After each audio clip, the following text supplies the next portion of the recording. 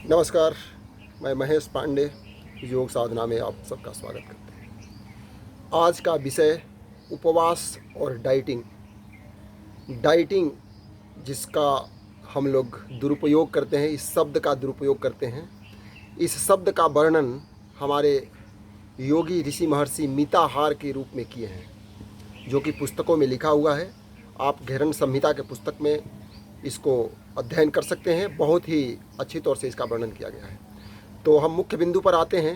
उपवास कैसे करना चाहिए और हम उपवास कैसे करते हैं, इस वीडियो को अंत तक अवश्य देखें और अपनी प्रतिक्रिया अवश्य दें।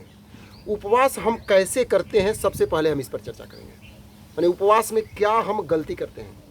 उपवास से पहले हमें हास्यास्पद लगता है कि उपवास से एक दिन पहले हम लोग पहले पूरा खाना खा लेते हैं। पकौड़ा बन जाएगा, पूड़ी बन जाएगा, कचौड़ी बन जाएगा, दाल चावल कढ़ी गोलगप्पे सब कुछ बन जाएगा, क्योंकि कल हमें उपवास रहना है। और कल सुबह की हमारी क्या दिनचर्या रहेगी, सुबह जगते ही मुँह हाथ धो करके फलाहार कर लेंगे। अब हमारे मन में एक बैठ गया है कि हम उपवास कर रहे हैं, तो उपवास कर रहे हैं तो सुबह सुबह फल खा लेंगे, फिर सिंघाड़े का हलवा बन जाएगा। हम देख रहे हैं इस चीज़ को, हम अपने घर भी देख रहा हूँ, इसलिए इस वीडियो को आपके समक्ष प्रस्तुत कर रहा हूँ। सेव खा लेंगे, अनार खा लेंगे, दूध भी पी लेंगे, दही भी पी खा लेंगे, फिर बादाम पट्टी भी बना लेंगे, क्या क्या हजारों चीज़ खा लेंगे। फिर शाम को आजकल एक फैशन बन गया है कि शाम को तो खाना खा लेते हैं, मंगलवार के हैं तो शाम को खाना खाएंगे। अब शाम को खूब बढ़िया एकदम सात्विक बहुत बढ़िया खाना बना करके पूरा नेटा तक खा लिया। अब सुबह भी हमारे मन में एक भ्रांति रहता है कि कल हम उपवास किए हैं, तो सुबह भी खूब बढ़िया भोजन बना करके पूरा गर्दन तक खा लेते हैं, कचौड़ी पकौड़ी सब कुछ बन जाता है, खा लेते हैं। तो इसमें हमें लगता है कि प्रभु भी कहते होंगे कि प्रभु आप उपवास नहीं किए थे तो बढ़िया था, किस लिए उपवास कर लिए। आप ऐसा उपवास न करेंगे तभी ज़्यादा लाभ मिलेगा आपको। ऐसे उपवास से आपको लाभ कभी नहीं मिल सकता है। अब हम आते हैं इस बिंदु पर कि उपवास कैसे करें। उपवास जिस दिन करना है उसके पूर्व कर्म, प्रधान कर्म और पाश्चात्य कर्म पर ध्यान दीजिए।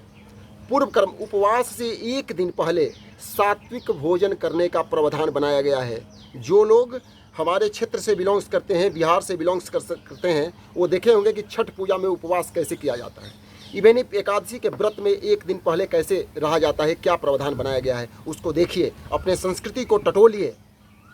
तो उपवास से एक दिन पहले आप सात्विक भोजन करें, घी का भोजन करें, चीनी जो शुगर है ये पार्टिकल न खाएं, उसके जगह पर गुड़ का उपयोग करें, क्योंकि आप उपवास करने जा रहे हैं। तो उपवास से पहले गुड़ का भोजन करें। इसीलिए हम लोग उस दिन खीर बनता है, वो भी गुड़ का, छठ पूजा से एक दिन पहले, फास्टिंग से एक दिन पहले। तो फास्टिंग से एक दिन पहले खाना घी का खाइए, सात्विक खाइए, हल्का खाइए, और जो भी शुगर के पार्टिकल्स हैं, चीनी के पार्टिकल, जो भी सुपाच्य नहीं है, मसालेदार भोजन है, इसको बिल्कुल वर्जित है।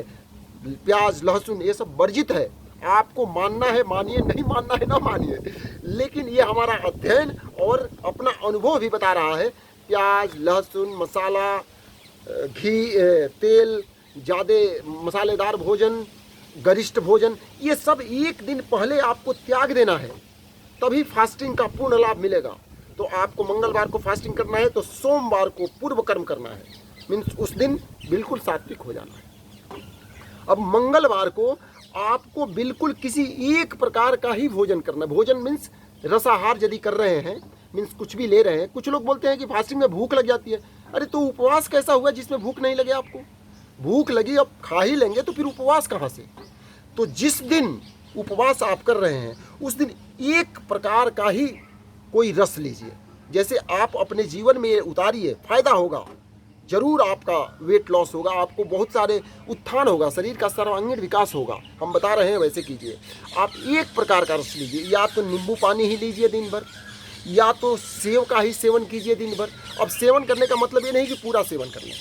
मीन्स सेव लिए तो सुबह में भी एक सेव ले लिए, शाम को भी एक सेव ले लिए, दोपहर में एक सेव ले लिए। इस प्रकार से आप फास्टिंग कर सकते हैं।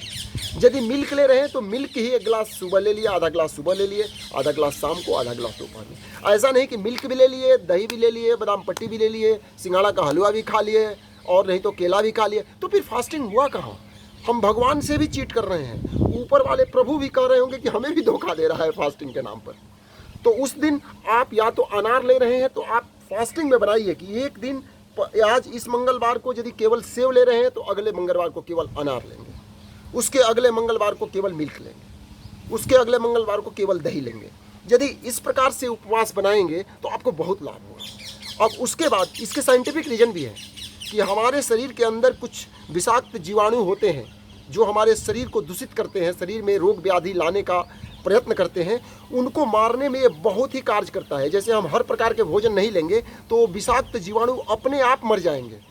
हम यदि उस समय बादाम पट्टी भी खा लिए, शुगर वाले चीज़ भी खा लिए, फिर सिंघाड़ा का हलवा भी खा लिए, घी से फ्राई करके कुछ खा लिए, तो उस जीवाणु को, जो भी हमारे शरीर में विषाक्त वायरस हैं, उस वायरस को पनपने का मौका मिल जाता है फास्टिंग उपवास के पीरियड में भी।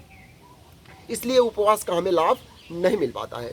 इसलिए उपवास के दिन किसी एक प्रकार का ही आहार रखिए, वो भी हल्का आहार। मीन्स आहार का मतलब ये हो गया कुछ रसाहार। आप कोई फल ले रहे हैं तो एक प्रकार का फल लीजिए। अब हम पाश्चात्य कर्म का चर्चा करेंगे। उपवास के बाद क्या करें? उपवास के दूसरे दिन, जिस दिन हम लोग पारण बोलते हैं, जिस दिन आप खाना शुरू करने वाले हैं, जैसे मंगलवार को उपवास किए तो बुधवार को खाना जब शुरू करने वाले हैं, कोशिश करें कि शाम को खाना खा रहे हैं तो ये अच्छा नहीं है। उपवास है तो उपवास जैसा होना चाहिए। तो जब आप बुधवार को खाना खा रहे हैं या मंगलवार को ही शाम को खाना खा रहे हैं तो हल्का खाना खाएं। दूसरा चीज़, सात्विक खाएं, रसदार खाना खाएं, और एक बार खाना खाने के बाद दोबारा न खाएं। इसीलिए हमारे उपवास में, एकादशी के पारण में ये प्रावधान बनाया गया है कि जब तक द्वादशी खत्म नहीं होता है तब तक दोबारा अन्न ग्रहण न करें। ये सब रूल्स रेगुलेशन जो हमारे पुरातन संस्कृति में बनाया गया था, ये बिल्कुल विज्ञान के आधार पर बनाया गया था। शारीरिक विज्ञान को देखते हुए, सूक्ष्मता से अध्ययन करते हुए उस चीज़ को बनाया गया था।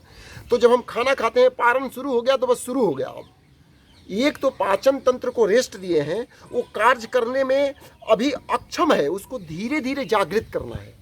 एक ही बार उसके ऊपर बोझ दे देंगे तो जो फास्टिंग से आपको लाभ मिलने वाला था वो सभी हानि में परिवर्तित हो जाएगा। इसलिए फास्टिंग के अगले दिन बिल्कुल सात्विक रहें। एक खाना से, एक भोजन से दूसरे भोजन में पर्याप्त गैप रखें, उस पर समय अवधि ज़्यादा रखें, और हल्का रहे। जो जिस दिन पारण करते हैं, जिस दिन हम उपवास तोड़ते हैं, उस दिन पूरे दिन हल्का खाना होना चाहिए।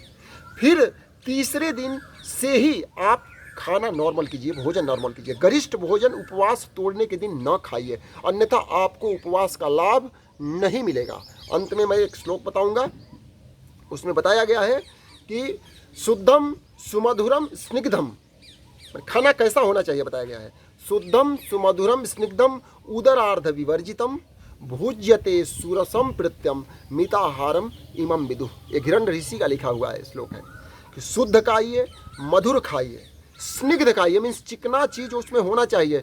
फिर आज लोग बोलते हैं कि वो तो चिकना बोले हैं तो हम तेल भी खा लेंगे। अनर्थ न निकालिए। जब हमारे ऋषि महर्षि इस श्लोक को लिखे थे उस समय हमारे जो चिकना का अर्थ होता था घी। उस समय खाना घी में बनता था, रिफाइंड ऑयल में नहीं। आप घी को और रिफाइंड ऑयल को एक जगह डाल कर देखिएगा, रिफाइंड ऑयल छूटेगा नहीं और घी वहाँ के जगह को भी साफ करके निकल जाएगा। तो शुद्धम सुमधुरम स्निग्ध मीन्स घी का मात्रा होना चाहिए खाना में। शुद्धम सुमधुरम स्निग्धम उदरार्ध विवर्जितम, खाना से आधा पेट खाली होना चाहिए, खाना पूरा पेट नहीं होना चाहिए। उदर के आधा भाग, उदर अर्ध विवर्जितम, उदर का आधा भाग मना करना चाहिए, खाना से खाली रहना चाहिए। अभुज्यते सुरसम प्रीत्यम, और जो खाना खा रहे हैं वो रसदार होना चाहिए, नहीं कि फ्राई करके पूरा खाना का रस ही निकाल दिए, ऐसा नहीं होना चाहिए। भुज्यते सुरसम अप्रीत्यम, प्रेम से जीवन दाता है, जीवन दायिनी है, उसको प्रणाम करें, प्रभु को अर्पण करें। सुरसम प्रीत्यम अमिताहारम इमम विदुः, इसी को मॉडरेट फूड कहा जाता है, इसी को डाइटिंग कहा जाता है, इसी को मिताहार कहा जाता है। आपको ये वीडियो कैसा लगा अवश्य बताइए, और यदि आपको अच्छा लगा तो आप अपना कमेंट कीजिए, और उत्साह बढ़ाने के लिए चैनल को सब्सक्राइब भी कीजिए, लाइक भी कीजिए और शेयर भी कीजिए कि जन जन तक सही विचार पहुँचे। धन्यवाद।